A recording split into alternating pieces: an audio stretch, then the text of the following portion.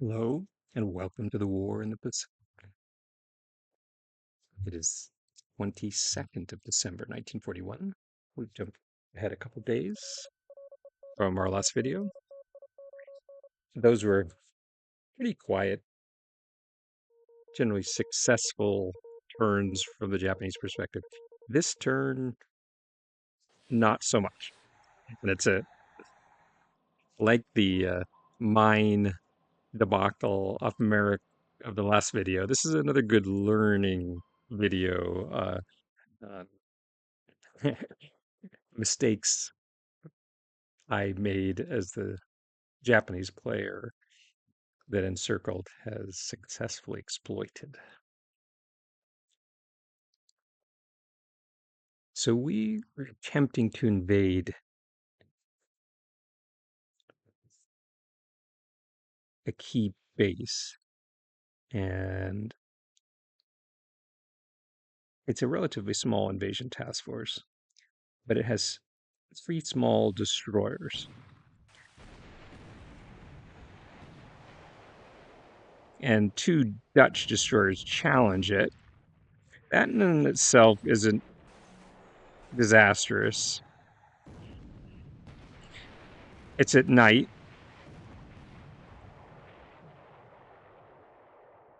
The Japanese should have the advantage, but the Dutch do quite well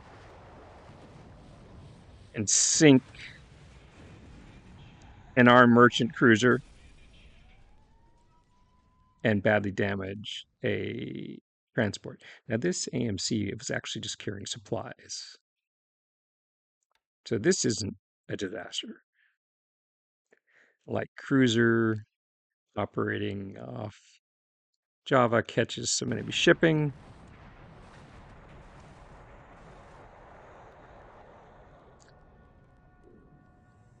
But here we have a task force of 4 flush deck destroyers and 2 D-class British cruisers. And they're just going to mop up. I'm going to speed through this because their victory is nearly complete.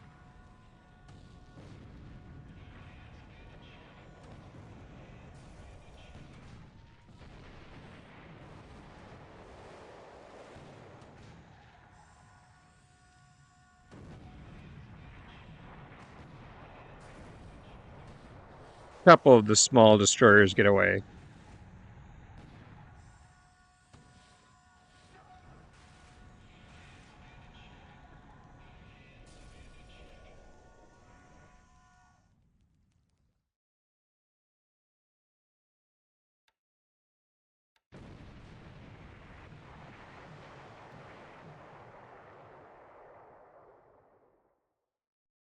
So what was happening here is, and we lost the better part of a regiment on board those ships.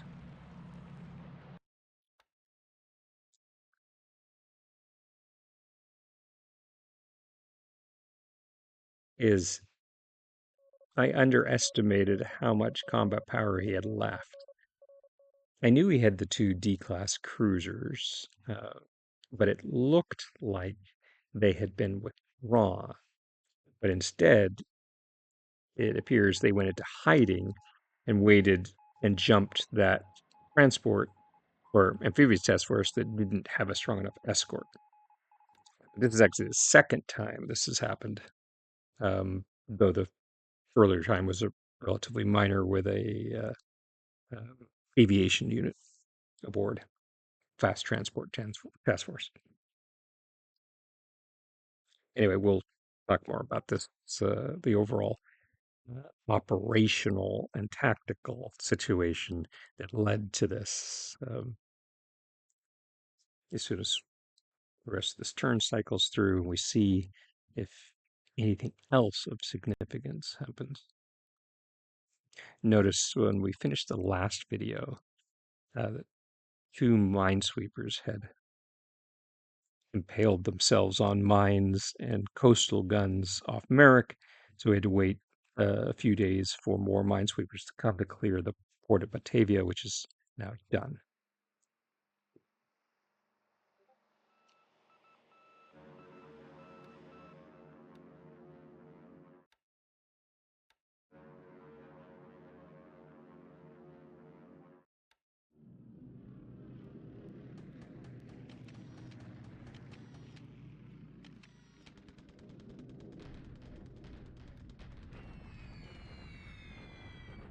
So Sally's hit the 29th core at Nanyang. Looks like there were 2 cores there. Okay.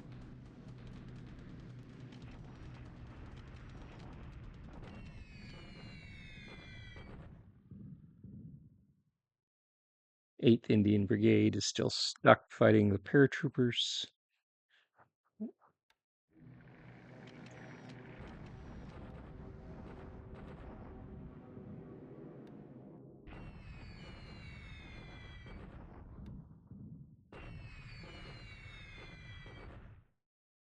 Turns out it's just a base force facing our operational maneuver group of 2 tank regiments, 2 recon regiments.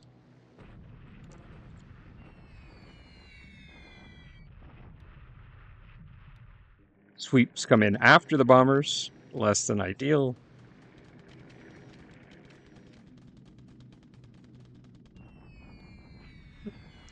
Chinese, not sure. Not sure if he's reconning by bomb or whether he's really trying to slow the advance. Doesn't have enough capabilities to really damage these units. He's going after the paratroopers, going after the advancing tanks.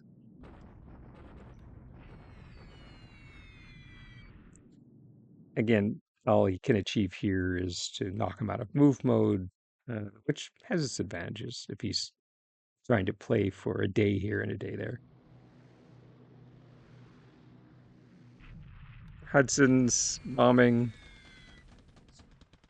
What altitude are they coming in? Yeah, they're coming in at 1,000 feet. They're just outside the range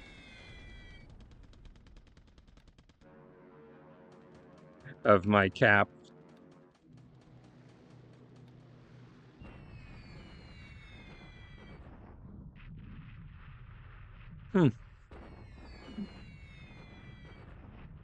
Those are his B-17Es.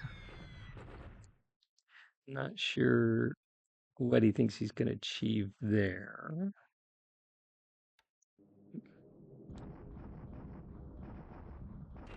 There's nothing on Okinawa. So the B-17Ds hit air.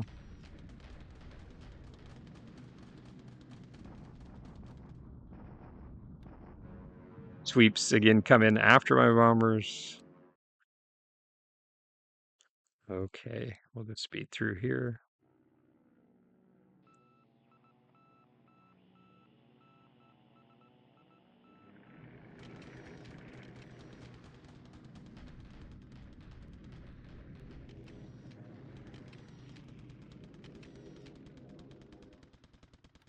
Once again.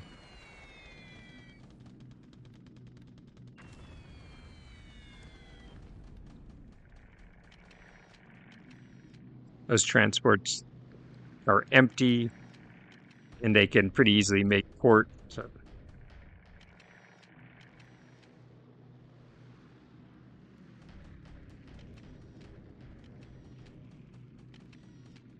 Okay.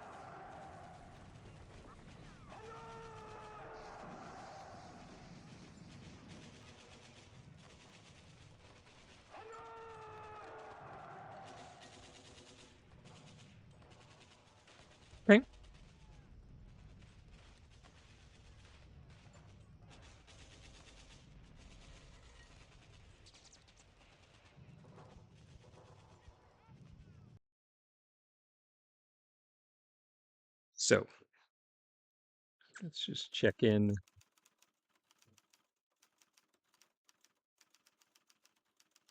Interesting. He flew a lot of missions and only had one operational loss. Um,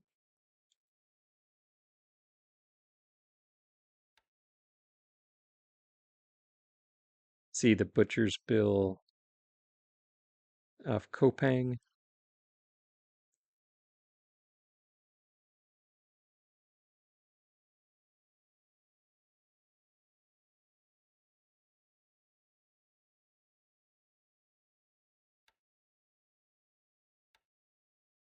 So what happened here? So I've got some survivors, some remnants of that understrength regiment uh, will make it out, but in general, lost. You know, lost a good unit for no gain at Kopang, and that shouldn't have happened. But he took advantage of this central position he has still in the Philippines, which I chose to give him by bypassing it. And then his bases at Surabaha, still on the Celebs and in Borneo. Don't know where those cruisers hid out, but then they jumped that weekly escorted task force. And the truth is, if I had waited a couple more days uh, for my cruisers to rearm and refuel, that needn't have happened. But I didn't, and he took advantage of that. And really, what I've been doing over the last week is hunting his ships fleeing from the Dutch East Indies and the Philippines while leaving my own shipping vulnerable, sort of in the core, if you will, to these raids by his destroyers and light cruisers. And in fact, I didn't, I didn't have to do that. Early on, I had put an old battleship in each of the task forces to, you know, to put off this sort of, anytime a cruiser shows up, it has to run away from 14-inch or 16-inch shells. Um, but I thought I had largely destroyed the ABDA naval forces. And in fact, uh, while they're down to just a handful of cruisers, they have the 2D class RN cruisers. They have two Detroit class cruisers and about 10 old destroyers.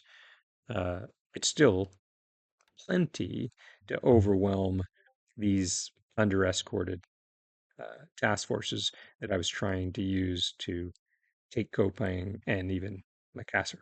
So I'm going to have to be more conservative in these movements. And it doesn't really affect my timeline at all.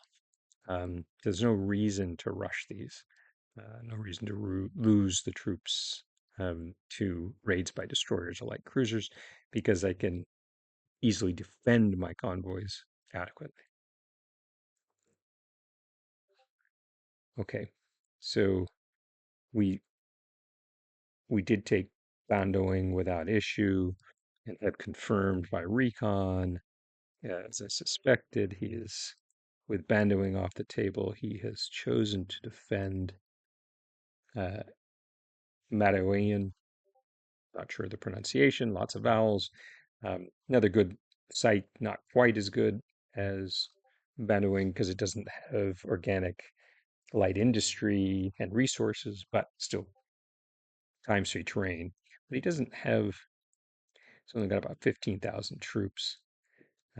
So with plenty of armor and veteran infantry and artillery here on the island already, and more on the way, uh, we we will be able to take Java relatively quickly. And again, I expect to be able to take Java about the same time Singapore falls, which should be It's 23rd, um, probably just after the new year, which would allow us to, if we choose, to invade India in early January, which is great. Um, Carriers, destroyers, battleships, and cruisers all operating out of Georgetown now in the Indian Ocean, and our lead units approaching Burma. In China, I think you saw the battle for Nanyang. That's over. Um,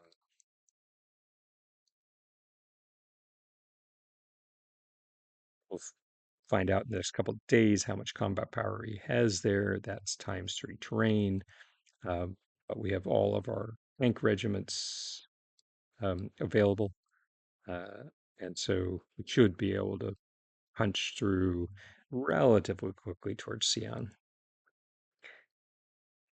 My bombers didn't fly. We want to slow this unit. Recon. So they must have been weathered in. Check on the status. He bombed this tank regiment. It's fine. And in Norpak, we're ready to land at Shima Island. Shima Island, island size 2, uh, automatically generates a um, amphibious assault, a shock attack, like an atoll or the small island. So it's a good one to have early on because the Americans can't really attack it unless they're well prepped. We're rearming and refueling at Tulagi. We have our single available AKE, though we're building more. It'll be another week or so before we have more AKEs, but we'll be ready to move further in the South Pacific in the next day or two, though it's going to take longer to develop. We have a brigade here ready to go with artillery, and we have the veteran regiment here. Uh, those are the only, and then we have 3 SNLFs. That's all we have in theater at the moment, which is enough to make some progress. You can see we've managed to grab most of the Solomons using paratroopers. Some people don't like the use of paratroop drops in these are essentially platoon-sized drops. I'm an old paratrooper myself. Um, Probably wouldn't have done as a U.S. paratrooper anything smaller than a company-sized drop. Um, but the Japanese, if you read the history, particularly in the Solomon's campaign, they did use platoons of infantry to take some of these islands. So um, there's no really good rule in the game for how to use paratroopers. And if you don't use paratroopers in this way, you can simply split up your small SNLF units on fast transport task force into platoon size units or squad or company size units and achieve the same thing. So I've stopped really worrying about whether paratroopers used to grab islands like this is the way the rules were intended, or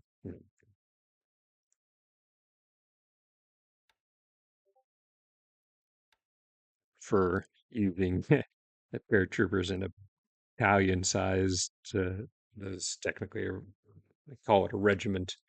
Uh, no, I guess it's a special naval landing force. So it's really more of a battalion-sized unit. So we did a battalion drop here.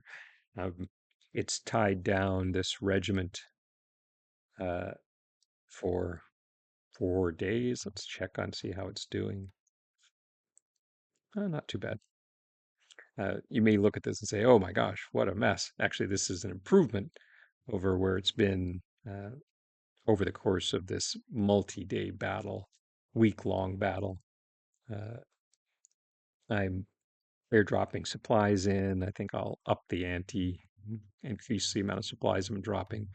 Um, but now that the tanks are closing in down here, and he's been unable to dislodge them, uh, seems unlikely he can escape with this brigade.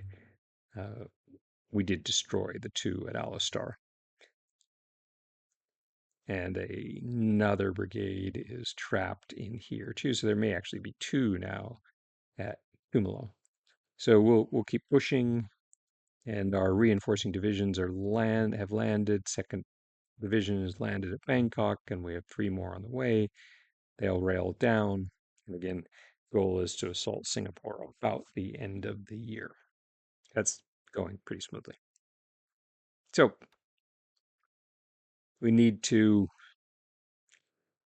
turn inward in our tactics and operations and deal with the ongoing threat of his small but still dangerous surface forces while closing out the Java campaign and keeping going. So I look forward to our next chance to talk.